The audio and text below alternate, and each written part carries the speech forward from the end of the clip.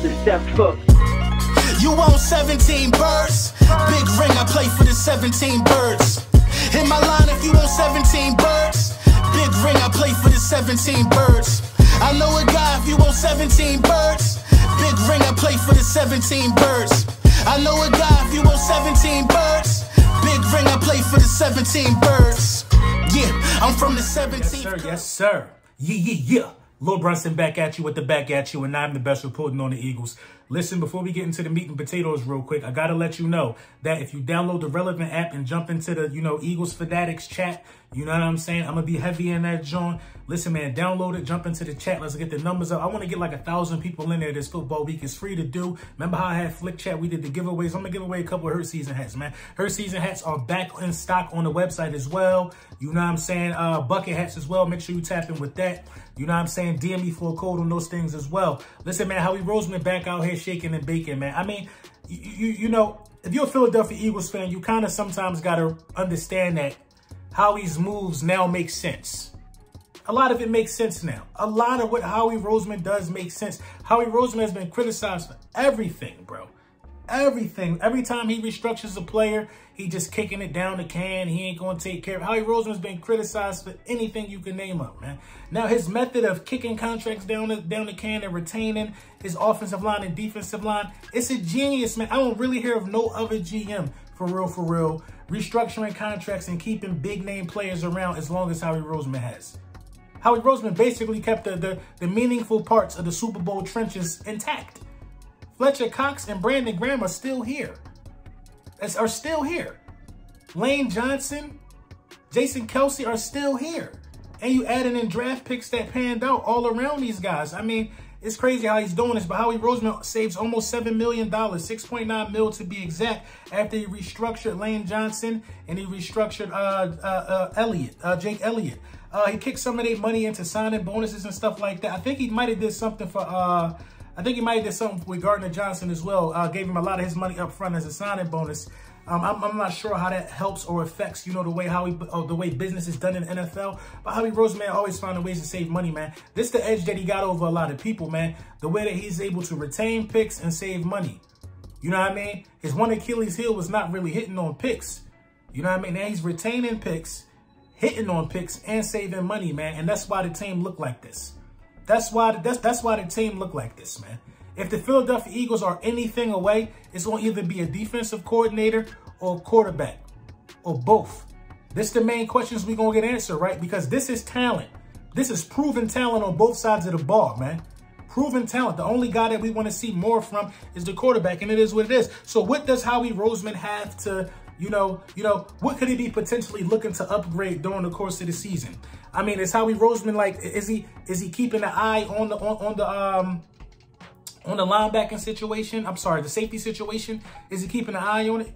Is he keeping an eye on other positions? Like, what is he looking to really upgrade? Because I feel like we're strong at almost all three levels. But if he can go get that other solid vet, that other solid edge rushing vet or something like that, or if he can go get that other solid linebacker, he can go get something else, another solid vet for the defensive side of the ball, that would be crazy. And I think that's going to end up happening, man.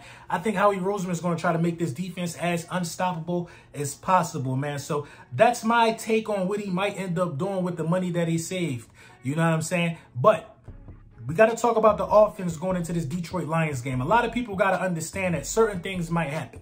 And I don't foresee these things happening, but I'm telling you that they can happen. The offense can actually start slow against the Lions. We're not going to make it seem like an NFL football team ain't an NFL football team. They playing at home. They haven't sold out for a very long time. I don't know if it's due to them, or I don't know if it's due to the hype from our season and us traveling up there.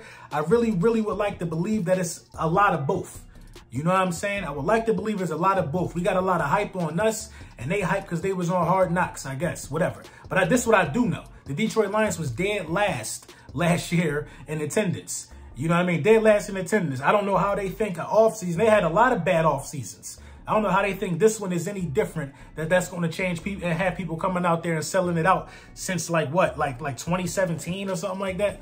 You know what I mean? It's crazy, but it is what it is. I think the offense has to, look at, starting fast. And how do you start fast if you're the Philadelphia Eagles in this game? I don't think it's by establishing the run. I think you start fast by, targeting Jeff Okudah. If Jeff Okudah going to be guarding either Devontae Smith or A.J. Brown, I hope he guarding A.J. Brown. I would attack Jeff Okudah if he's guarding A.J. Brown. I think he's too small, and he ain't played since week 1 last year. You know what I mean? He ain't played since week 1 last year. He's literally coming off an injury. Season-ending injury last year. He should be well rested for sure. But, you know, before he settled into the game, I definitely would attack him. You know what I'm saying?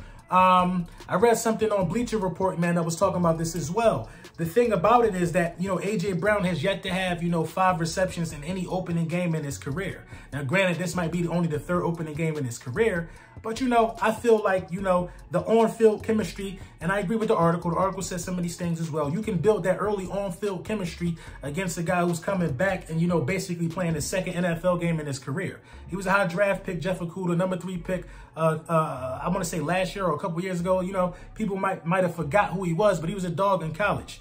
But, you know, A.J. Brown going to work him out. And I think, you know, targeting A.J. Brown and getting A.J. Brown, you know, 100 yards in this game is very doable. Yes, it's a bold prediction. Yes, it's a hot take. It's doable. But if you're able to come out there and be dominant with A.J. Brown from game 1, I think everybody got to start paying attention to what's really going on in Philadelphia. Right now, they're paying attention because it's on paper.